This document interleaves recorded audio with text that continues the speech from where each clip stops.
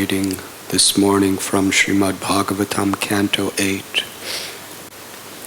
Chapter 3, entitled Gajendra's Prayers of Surrender, text number 5.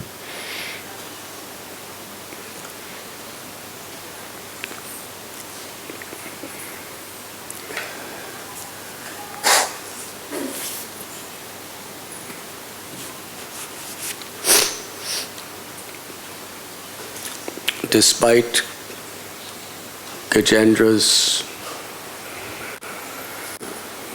efforts, despite all of his hopes, this crocodile just will not let go of him.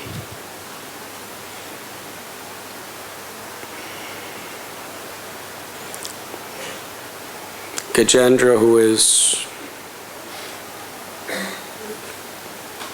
living what any materialistic person would consider an ideal life in every possible way,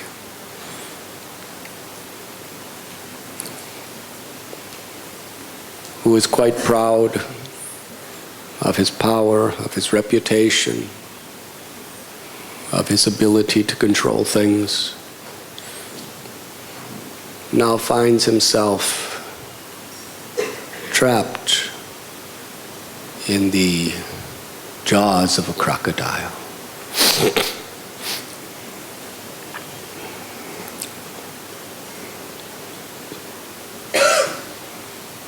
And he's fighting with this crocodile for 1,000 years, celestial years.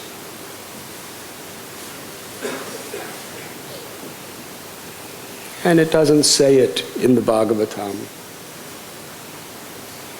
But if it was most of us, and probably Gajendra also, he must have been thinking, this crocodile has to let go sometime. But despite his hopes, despite his efforts, the crocodile just will not let go of him.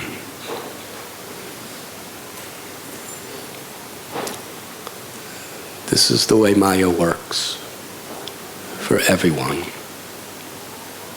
She just won't let go, no matter what you do.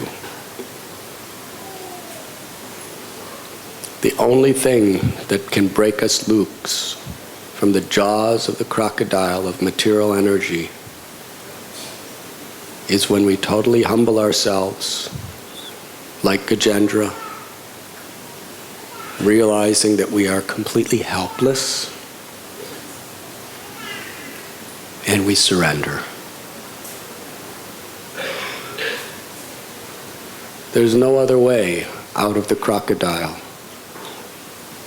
of Maya except to surrender to Krishna. And the surrender, it requires to be of the qualitative feeling of Gajendra. So surrender is not by how we perform our rituals, by how we perform our austerities,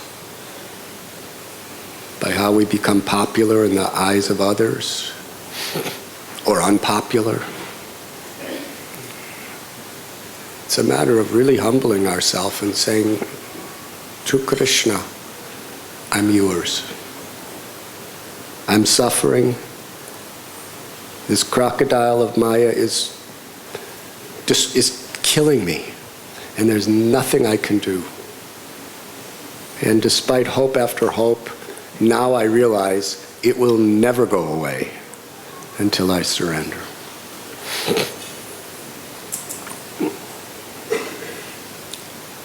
Sometimes as devotees, we're wondering, when is Maya going to let up? When is she going to leave me alone?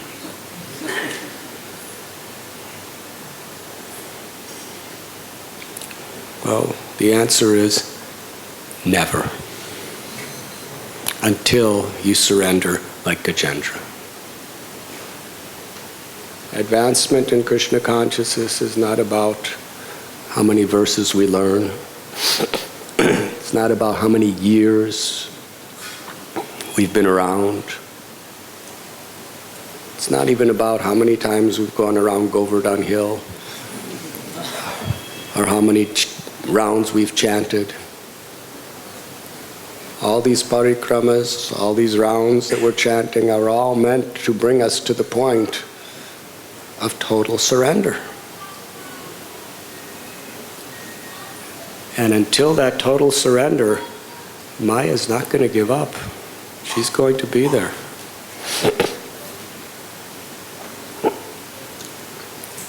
And that is Krishna's mercy.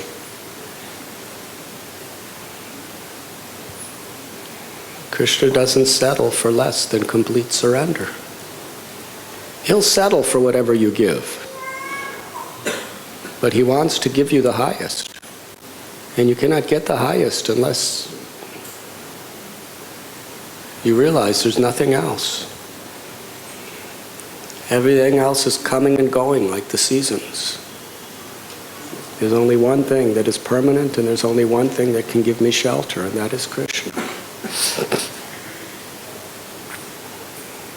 And we can read it and hear it and speak it. But we really have to not just believe it, but we have to act on it.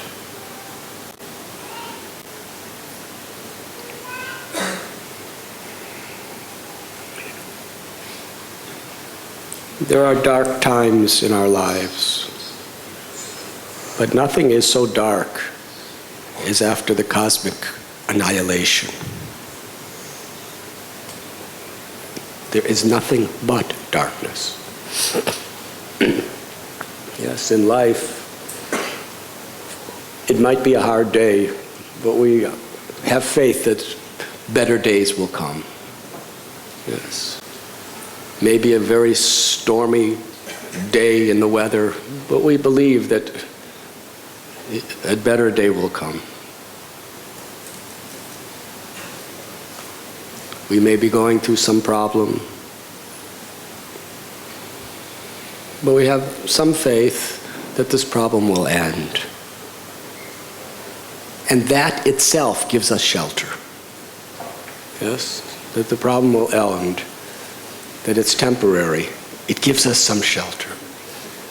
Whether it be a problem due to our own health or our own mental condition, or whether it's by the climate or natural environment, or whether it's problems caused by other living beings.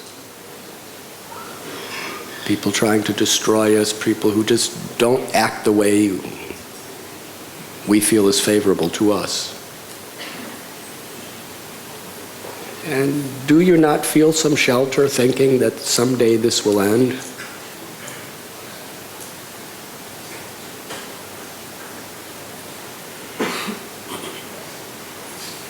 Well, at the end of the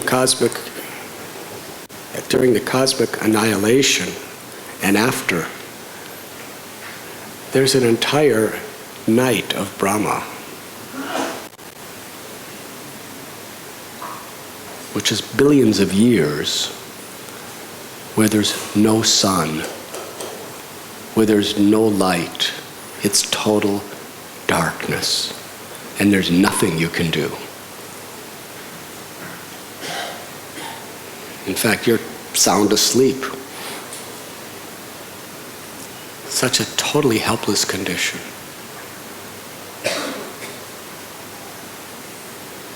But even at that time, Krishna is there, above all the darkness, giving the splendor of unlimited suns, inviting us into his eternal transcendental pastimes to give us total relief, shelter, and ecstatic joy.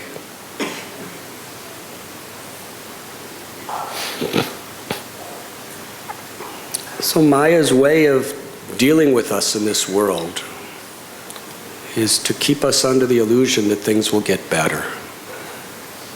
Yes?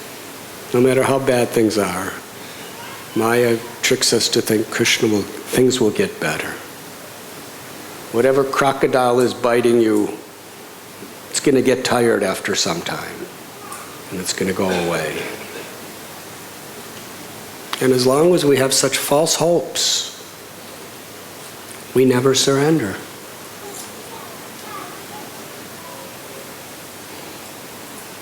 The reality is, as soon as you come into this material existence, the moment you come in, this crocodile of illusion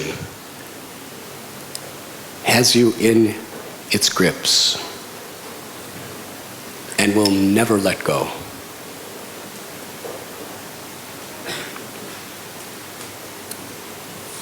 This is Shukadeva Goswami's lesson to us in Srimad Bhagavatam.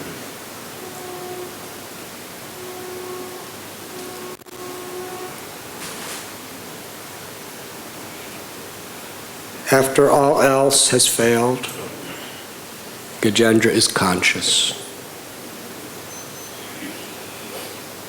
that only Krishna can save me.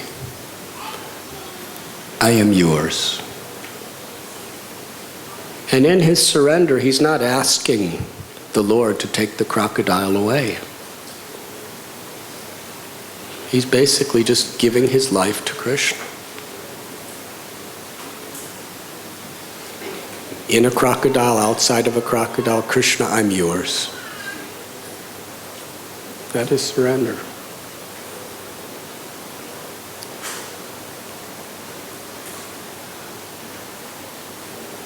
We should be aware that in this pond of material existence, we are always in the jaws of this crocodile. When Lord Chaitanya chants Jeev Jago, what he's saying, if you read further in the song, that the first aspect of surrender is to recognize that we're in the crocodile's mouth. Bhakti Vinod Thakur cites Lord Chaitanya's words, you are spending your days and nights uselessly decorating your dead bodies. Maya is very strong. Queen Kunti prayed for calamities so that she'd always be aware that she's in the mouth of this crocodile. So that every moment she's crying out to Krishna. Our illusion is we're not aware of our predicament. And even if we are aware sometimes, seriously aware of our predicament, our illusion is we think it's going to go away sometime. Until we surrender to Krishna, it doesn't. You're going to get old. You're going to get diseased. You're going to die, no matter what you do in this life. And then you have to go through the trauma of birth, and you have to go through the whole thing again and everything in between.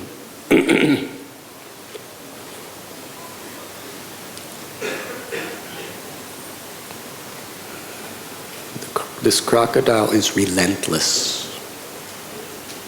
And the problem is, this crocodile is as eternal as your very soul. Maya is eternal. The manifestations of hers are temporary, but Maya is forever. She's Krishna's external energy, the Bahiranga Shakti. She's forever.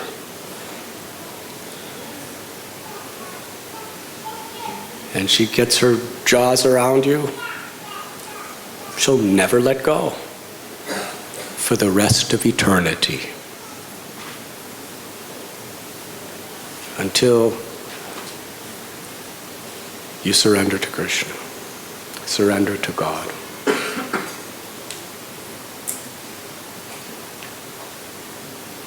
That's why in the early days of the Christians, they thought it was great to be martyred, to be crucified, or to be killed, tortured and killed.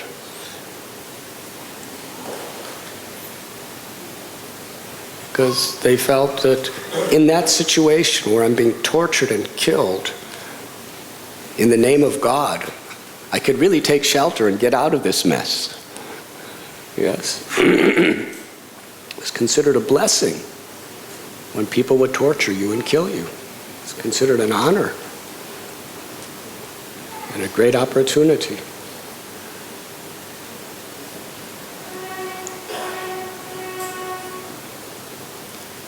Of course, their idea is if you don't surrender to God, you're going to be in hell forever. Of course, the early Christians, whether they actually believed that or not, I don't know. There are differences of opinions. But one thing they do definitely believe is there's everlasting suffering until you surrender to the Lord.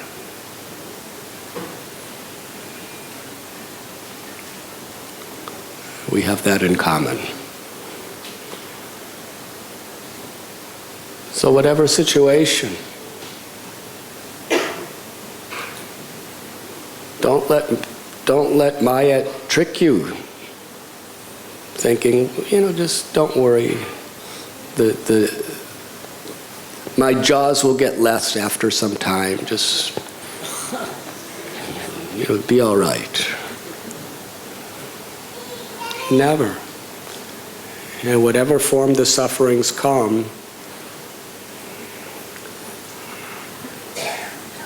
if we suffered the way we wanted to suffer, it wouldn't really be suffering.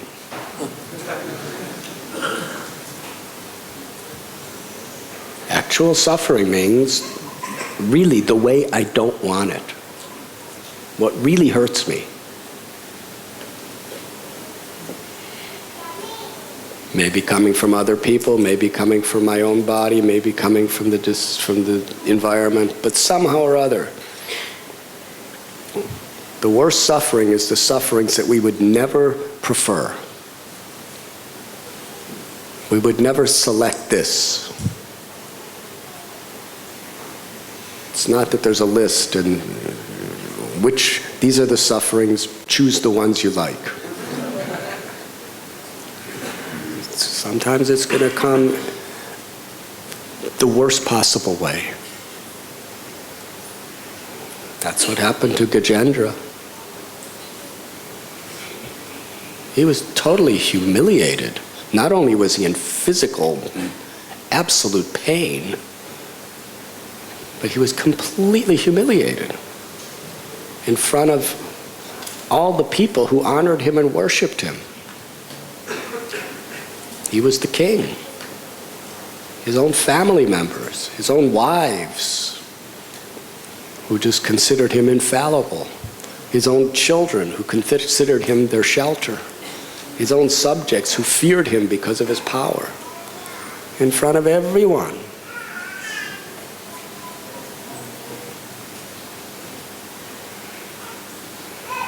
He was helpless.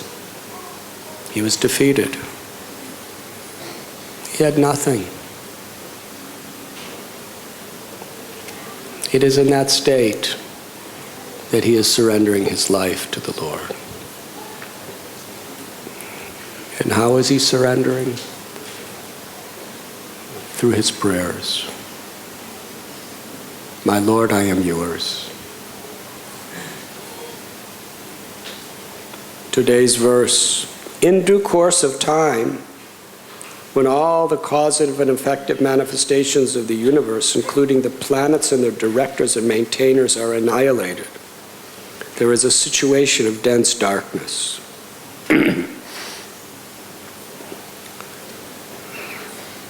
However, we have our hope against hope of making things better in this world.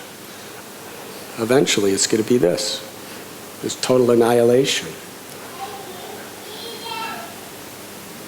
You may think, well, I will die, but my children will carry on my legacy, and I will live through my grandchildren and my great-grandchildren and all of that stuff. But eventually, nothing else exists. Everything is destroyed. Your property, you may think, oh, I built this beautiful home, or a government may see we have built this beautiful monument which is going to last beyond my lifetime. But it's all going to be destroyed.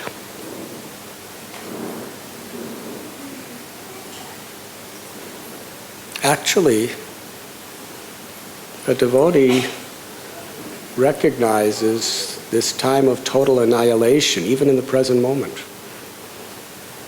because it's potentially and it's inevitably there, even in the moment.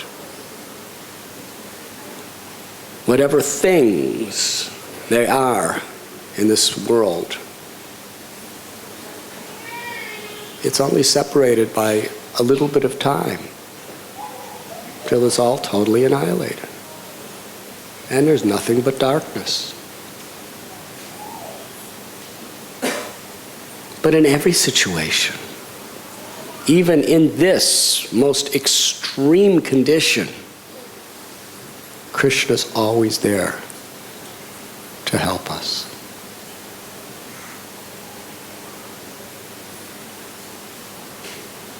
He never lets his devotee down.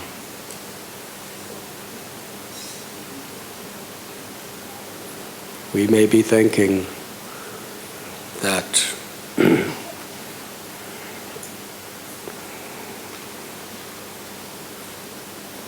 there's some other shelter. But Krishna is Surada Sarva Bhutanam. He's everyone's best friend.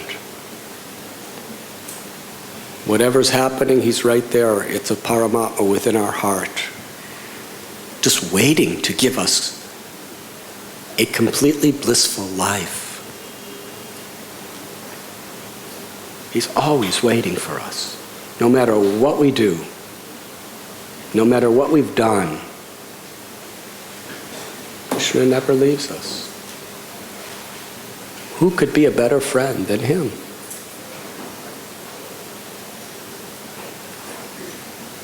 If you totally betray, blaspheme, reject somebody, birth after birth after birth, are they going to still be with you? Krishna's love is unconditional. He never leaves us. Always waiting. Always willing to give us a chance. And even in the total darkness of total annihilation, Krishna's always there, like the sun. In other words, there's no time when Krishna will not deliver us if we just turn to him.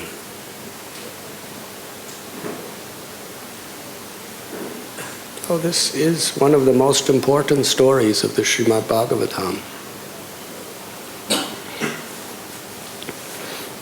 In the 10th canto of the Bhagavatam, we read about the beautiful relationships between Krishna and the residents of Vrindavan. But before we could actually appreciate what is that spiritual exchange of love, we have to go beyond Gajendra's realization. We have to surrender.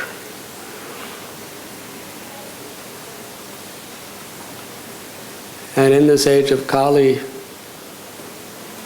Golokera Premadana Harinam Sankirtan. The Lord has descended at His holy name. That same Lord that came down and cut the crocodile's mouth and then transformed Gajendra into his original spiritual body, put him on an airplane and took him back home, back to Godhead. And he did all this within a few minutes. We will read. Because Gajendra was so sincere, Krishna descended with his chakra, cut the crocodile, and that wasn't how Gajendra was liberated. Now, if Gajendra, after being liberated, was thinking, oh, what a relief, now I could, take care of my family. Then Krishna would have just left him there. Vishnu would have said, oh, you want to take care of your family now? Okay. But there's going to be another crocodile. You're not out of the real crocodile's mouth yet. But after he was liberated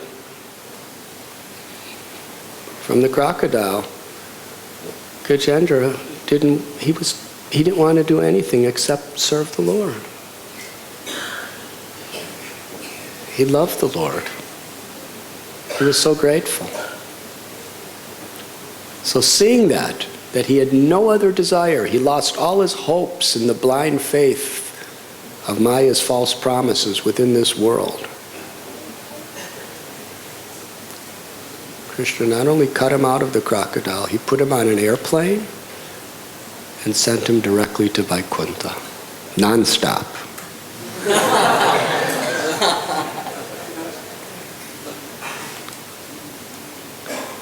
And the holy name has Kali Kale Namarupe Krishna Avatar. And in age of Kali especially, the holy name incarnates for that same purpose. By the holy name alone, we could be liberated from the jaws of the crocodile of material energy. And the holy name can take us back home to the eternal world of the Supreme Personality of Godhead.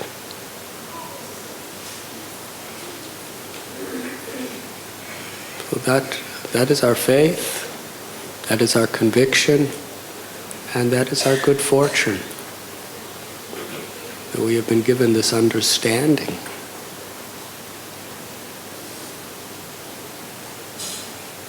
Chaitanya Mahaprabhu told that brahmachari, Brahman,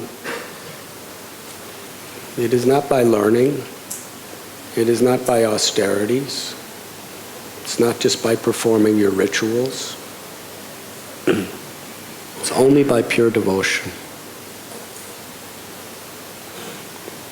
Hanuman was a monkey. The gopis were just simple cowherd girls. Gajendra was an elephant. Whoever we are, when we actually surrender, when we really are convinced that the crocodile will never, ever, ever let go. Sometimes we recognize it, sometimes we don't, but we're always in that crocodile's jaws of Maya. And factually, even during Lord Brahma's night, when everything is annihilated in total darkness and nothing else exists, the crocodile exists. We're still in the jaws. We may be so sound asleep that we don't even realize it, but we're still in the jaws. Maya doesn't let us go even after the annihilation.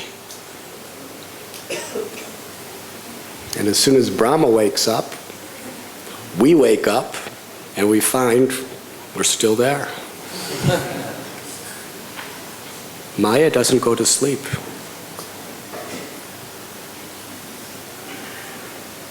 She's awake 24 hours a day for eternity. She's Krishna's material energy.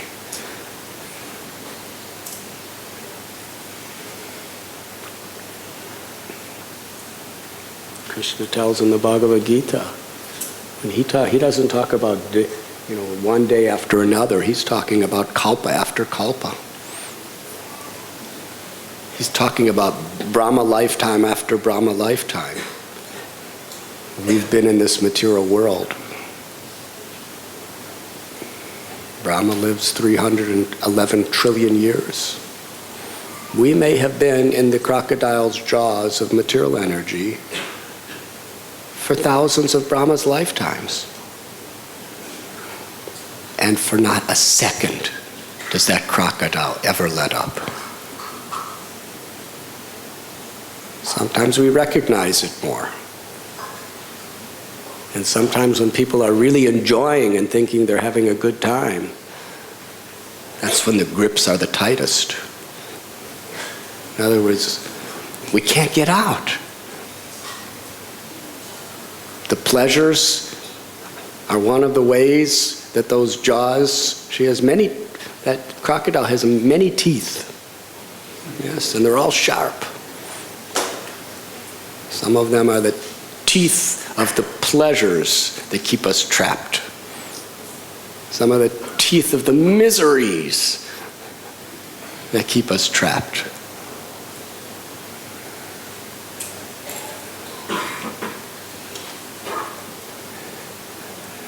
Sometimes, we may shift from one tooth to the other, but we never get out of the jaws.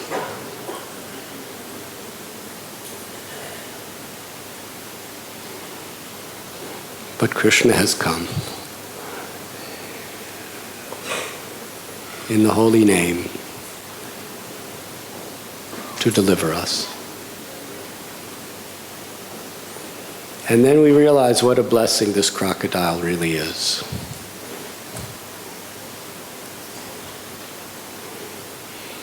Because without Maya, we may be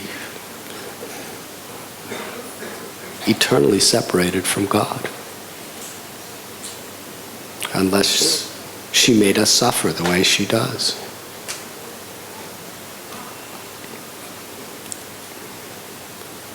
So in the spirit of Gajendra, not tomorrow, but today, we should learn to sincerely take shelter of the Lord as we are chanting His holy names.